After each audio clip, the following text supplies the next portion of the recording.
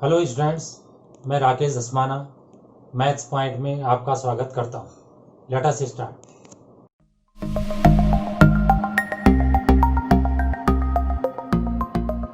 Questions on probability के अंतर्गत हम कुछ क्वेश्चन करेंगे और ये सारे क्वेश्चन जो हैं सैम्पल स्पेस पे बेस्ड हैं।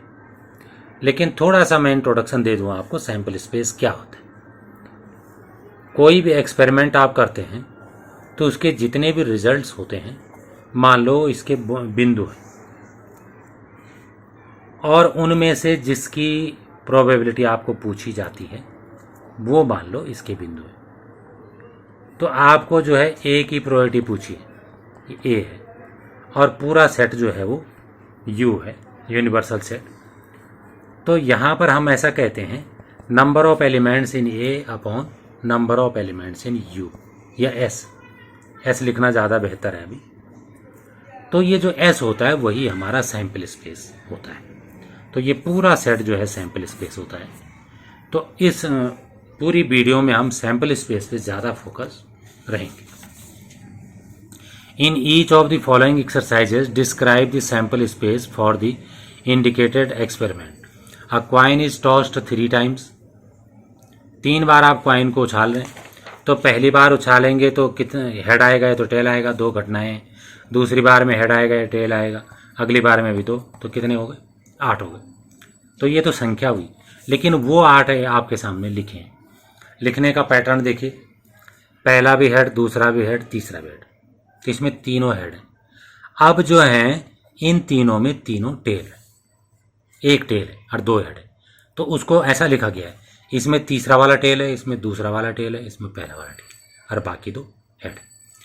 इन तीनों में एक हेड है और 2 टेल, तो ऐसे करके लिखा गया है। तीसरा वाला हेड, पहला 2 टेल, पहला वाला हेड, बाकी 2 टेल, पहला वाला टेल और तीसरा वाला टेल, बीच वाला हेड। इस तरीके से लिखा गया, मतलब यहाँ पे हेड पे फोकस रखना है और इसमें आगे तीनों टेल। तो ये इसका सैम्पल स्पेस हो गया, जो कि मैंने आपको अभी क्लियर करा। नेक्स्ट देखिए, अ डाई इज थ्रोन 2 टाइम्स। तो सैम्पल स्पेस क्या होगा? डाई को आप जब फेंकते हैं, लूडो आप खेलते होंगे, तो पहली बार में 1 से 6 तक 6 घटनाएं हो सकती हैं। 1 2 3 4 5 6 में से कोई भी आ सकता है। दूसरी बार में भी 6 में से कोई भी आ सकता है, तो 6 संभावनाएं हैं। तो 6 6 36 हो गया। तो ये परम्यूटेशन भी आप धीरे धीरे सीखिए। तो ये 36 की बात इसमें करी जाएगी।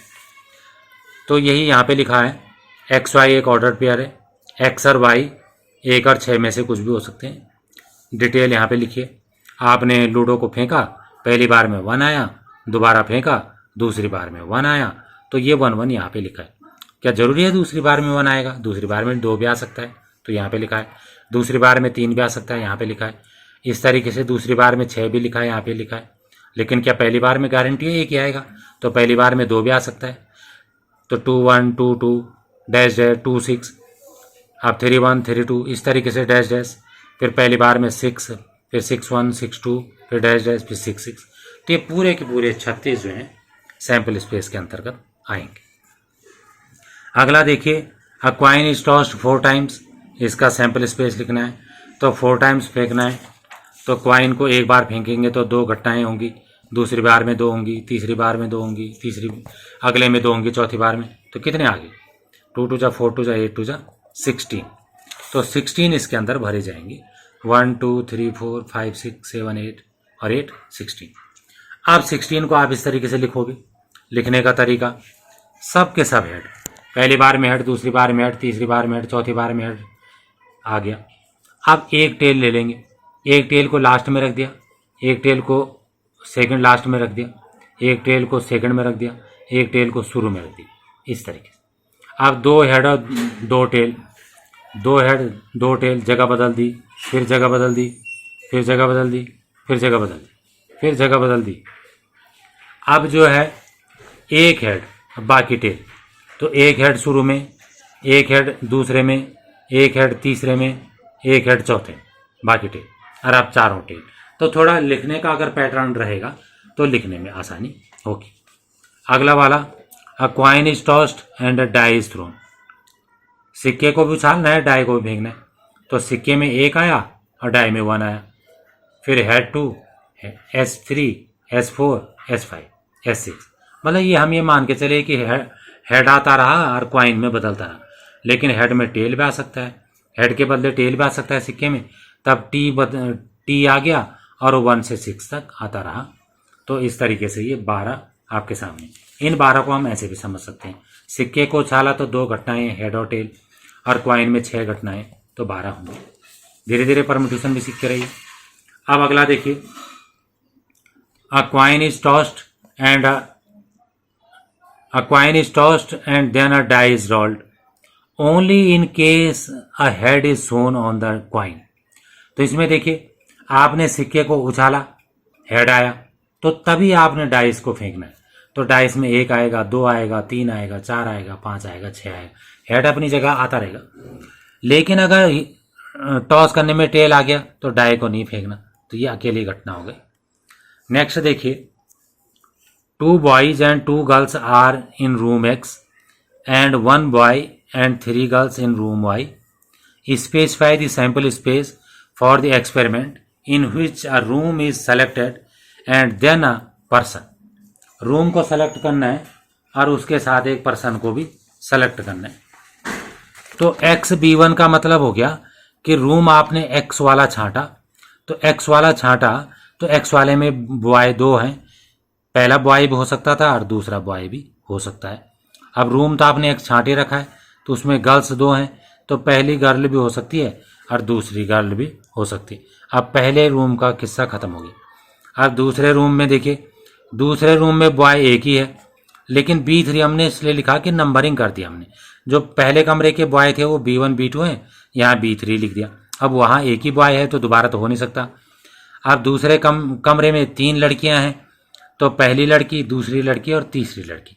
तो आपको यहाँ 3 क्यों लिखा है? क्योंकि 2 लड़कियाँ पहले कमरे वाली हैं, उनको हटा दिया, तो तीसरी, चौथी, 5वीं जो लड़कियां हैं वो वाई वाले कमरे की मान ली।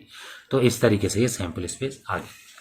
अगला देखिए, 1 die of red colour, 1 die of white colour and 1 die of blue colour are placed in a bag. 1 die selected at random and rolled.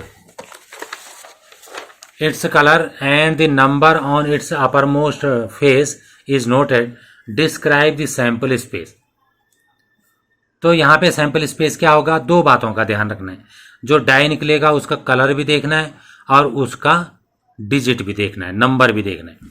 तो रेड डाई निकला और ऊपर 1 आया, रेड डाई में 2 आया, रेड डाई में 3 आया, रेड डाई में 4 आया, रेड डाई में 5 आया, रेड डाई में 6 आया।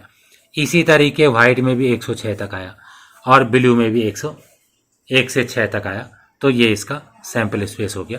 अगला एक्सपेरिमेंट देखिए, अगला क्वेश्चन देखिए, an experiment consist of recording boy girl composition of families with 2 children. 2 बच्चे हैं फैमिली में, बॉय गर्ल ध्यान देना है. What is the sample space if we are interested in knowing whether it is a boy or girl. इस पे ध्यान देना है कि बॉय है गर्ल है, और इस पे ध्यान देना है कि बर्थ ऑर्डर क्या है, पहला और दूसरा. तो देखिए बी और बी का मतलब पहला भी बॉय और दूसरा भी बॉय, 2 ही बच्चे हैं उस फैमिली में, दोनों बॉय हो गए तो तीसरे का तो मतलब ही नहीं. अब ये है, पहला बॉय हो गया, दूसरी गर्ल हो गई. ऐसा भी हो सकता है पहली गर्ल हो गई, बर्थ ऑर्डर देखना है ना, और दूसरा बॉय हो गया. और ऐसा भी हो गया पहली भी गर्ल हो गई, दूसरी भी गर्ल हो गई. इसके अलावा कुछ नहीं हो सकता. अब फैमिली वही है, लेकिन सोचने का तरीका बदलना है. What is the sample space if we are interested in the number of girls in the family.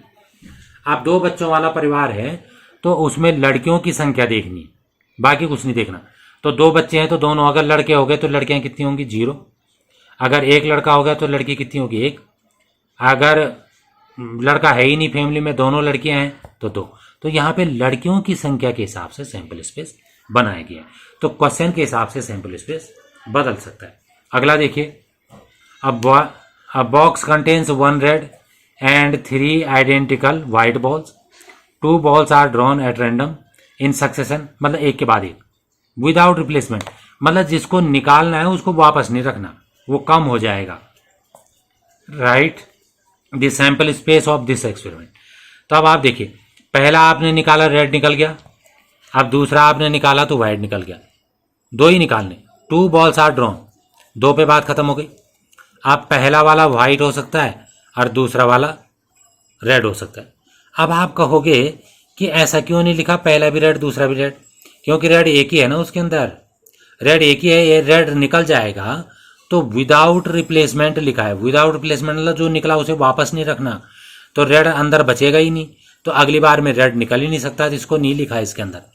लेकिन अगली बार में वाइट तो निकल सकता है, क्योंकि वाइट तो 3 है, पहला वाइट और दूसरा भी वाइट हो सकता है, क्योंकि पहला वाइट निकलने के बाद भी बॉक्स के अंदर 2 वाइट बचे हैं। तो ये हो गया। अब आप कहोगे वाइट वाइट वाइट 3 बार क्यों नहीं लिखा? क्योंकि 2 ही निकालने हैं। 2 balls आर ड्रॉन, 2 ही निकालने, तो तीसरा हो ही नहीं सकता। अगला देखिए, an experiment consist of tossing a coin and then throwing it second time if a head occurs. Head आएगा तभी उसे दोबारा टॉस करना है, लेकिन टेल आएगा तो क्या करना है? If a tail occurs on first toss then die is rolled, find the sample space. आपने हेड टॉस करा, हेड आया, दोबारा टॉस करा तो हेड आ सकता है। पहले टॉस में हेड आया था, दोबारा टॉस में टेल आ सकता है। लेकिन अगर पहले टॉस में टी आया तो दोबारा टॉस नहीं करना है, डाई को फेंकना है। दोबारा टॉस नहीं करना है तो तीनों में हेड है, डाई को फेंकना है तो 1 आ सकता है, 2 आ सकता है, 3 आ सकता है, 4 आ सकता है, 5 आ सकता है और 6 आ सकता है। तो ये आपका सैंपल स्पेस हो गया। थैंक्स। अगर आपको वीडियो पसंद आई हो तो इसे लाइक करें, शेयर करें, सब्सक्राइब करें और लेटेस्ट वीडियो जानने के लिए बेल आइकन को प्रेस करें। और अगर आपका कोई डाउट हो तो फीडबैक में मुझे शेयर करें। थैंक्स।